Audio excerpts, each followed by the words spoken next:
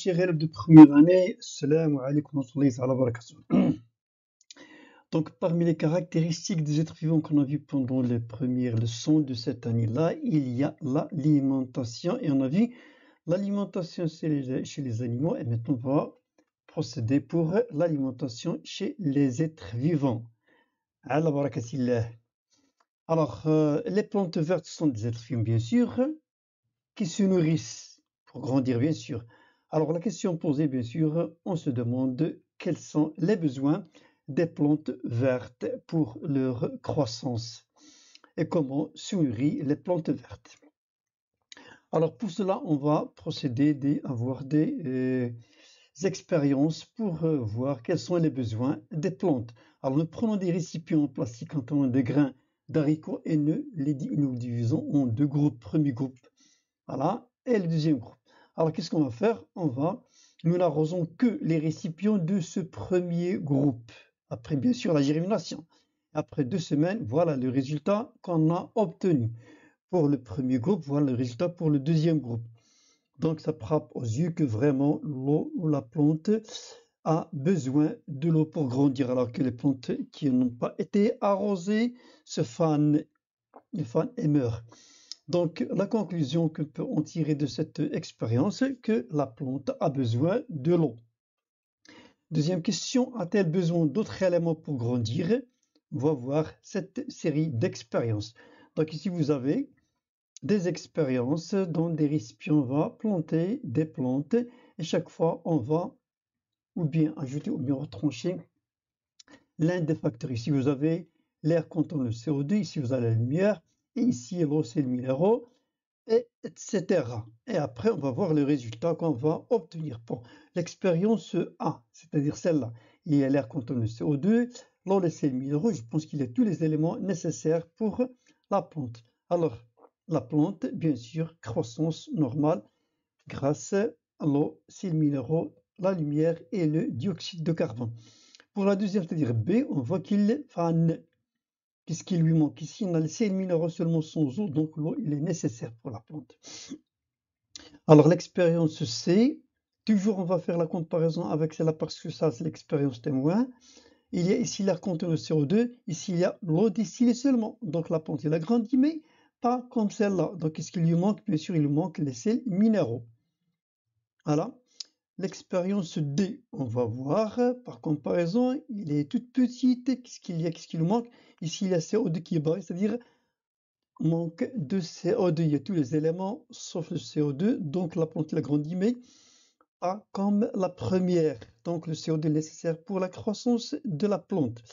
La dernière, ici, vous avez une cloche noire qui empêche la lumière. Donc, le facteur qui manque, c'est la lumière. La plante, bien sûr, n'a pas bien grandi, donc c'est nécessaire la lumière. Voilà, donc en conclusion générale, quel est le responsable de l'absorption de l'eau et des sels minéraux? Alors les racines, bien sûr. Alors, ce monsieur-là, il dit que c'est pas moi qui est responsable. Donc généralement, on peut dire que les racines sont les responsables. Bon, voyons voir, est-ce que c'est vrai ou bien c'est pas totalement vrai.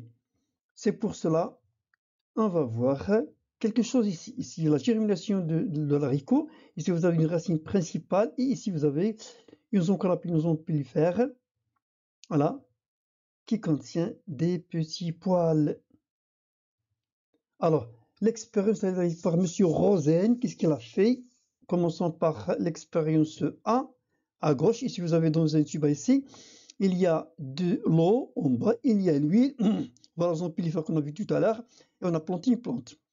B, vous avez les poils. Ici, ces poils-là de la zone pellifère se trouvent dans l'huile. Ici, les poils se trouvent dans l'eau.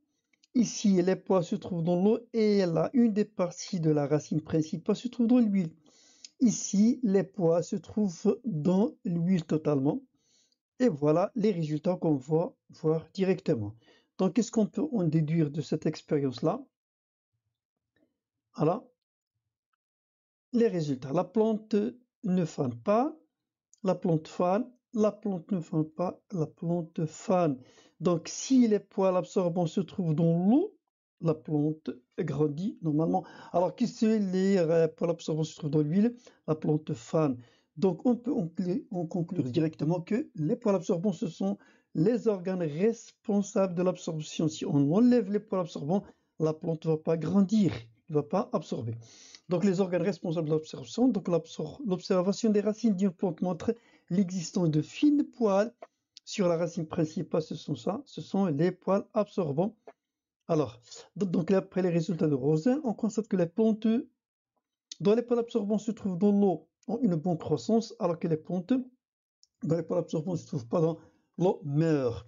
Donc la conclusion, les plantes vertes absorbent l'eau et les sels minéraux, ce qu'on appelle la civrus, ce mélange-là, par les poils absorbants. Donc voyons voir la coupe pour savoir qu'est-ce qu'il y a à l'intérieur. Voilà ici, donc ça c'est la coupe de la racine principale, et l'entourage ce sont les poils absorbants. On va grandir un petit peu, et voilà, on va voir ici des cellules, et par cette poil absorbant que l'eau entre, il traverse là, puis passe de cellule en cellule, puis il va monter par la tige principale. Donc, la question ici est de demander quel est le responsable du transport. Donc ici, il y a l'absorption qui va transporter l'eau et ses minéraux dans différentes parties de la plante. Voyons voir cette expérience. Donc ici, vous avez le céleri qu'on va mettre dans un bécher qui contient de l'eau colorée. Voilà le début, voilà la fin. Et puis, on va faire l'expérience, plutôt la coupe transversale au niveau de la tige. Et voilà la coupe transversale après quelques jours. Et on constate qu'il y a ici des cercles, voilà. Et ici, les mêmes cercles, mais ils sont colorés en rouge. Donc, voilà la coupe de la tige. Une coupe longitudinale, c'est une coupe transversale. Donc, qu'est-ce qu'on voit ici? Voilà, des cercles qui sont... Voilà, ce sont tout ça. Ce sont ce qu'on appelle des vaisseaux conducteurs de sève, comme ça. Ce sont eux qui vont transporter l'eau et les sels minéraux des racines vers les différentes, à travers la tige, vers les différentes parties de la plante. Ah, donc la transversale de la tige montre l'existence de canaux, eux aussi colorés en rouge. La coupe transversale de tige montre l'existence de canaux, eux aussi colorés en rouge. Comme si une répétition, je m'excuse. Donc la conclusion, c'est à travers les canaux que l'acide brut arrive aux différentes parties de la plante. Donc maintenant, lorsque la plante absorbe le sel minéraux au niveau de la feuille, quel est le devenir de cette eau-là? Voyons voir cette expérience. Donc ici, vous avez la plante, une plante dans un tube qui contient de l'eau et de l'huile, bien sûr l'huile pour empêcher l'évaporation de l'eau. Et voilà le niveau au début, niveau 1 et maintenant niveau 2. Donc, pour savoir le devenir de l'eau absorbée par la plante, on réalise l'expérience suivante. On pose une plante qui pèse 4,2 grammes dans l'eau, qui pèse, c'est-à-dire l'eau, 15 grammes, puis on ajoute une couche de l'huile et on expose au soleil. Après quelques jours, on pèse l'eau et la plante et on constate que le poids de la plante est devenu 4,9, il était 4,2, et alors que celui de l'eau est 13,2 grammes. Voyons voir la question demandée. Alors, comparer le poids de la plante au début et à la fin de l'expérience en indiquant la différence. Comparer le poids de l'eau au début et à la fin de l'expérience et indiquer la différence. Et enfin, la conclusion. Donc, je vous ai présenté ici les valeurs qu'on a vues. Donc, la plante au début, il pèse 4,2. À la fin, 15 grammes. Ça pour la plante. Alors, maintenant, la différence ici, la comparaison, c'est quoi? C'est que le poids de la plante a augmenté de 0,7. Et la deuxième, on compare le poids et il a diminué de 1,8. Donc si on fait la comparaison, normalement l'eau absorbée doit s'ajouter au poids de la plante, mais il n'y a pas ça. Donc qu'est-ce qu'on peut en conclure?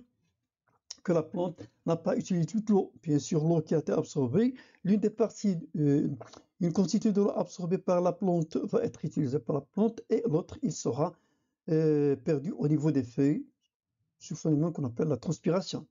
Donc, comment peut-on expliquer cette différence? On vient de le dire. Donc, une partie de l'eau absorbée, voilà, elle est utilisée par la plante. Et l'autre partie, il sera sorti, comme on le voit ici, sur la paroi du sac en plastique. Donc, la conclusion, c'est que la plante verte rejette l'eau à travers les stomates.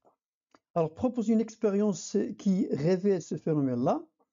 Donc, placer des plantes vertes et fraîches dans un sac en plastique. Donc, montrer que ce phénomène permet aux plantes d'absorber l'eau et les sels minéraux.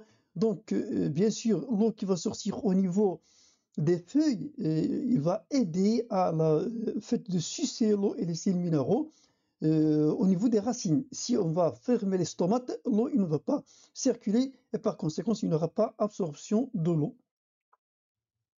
Alors, en conclusion, la sève brute est transportée des racines vers les feuilles à travers le canon appelé vaisseau conducteur de sève brute. Les plantes vertes rejettent une partie de l'eau absorbée à travers les stomates.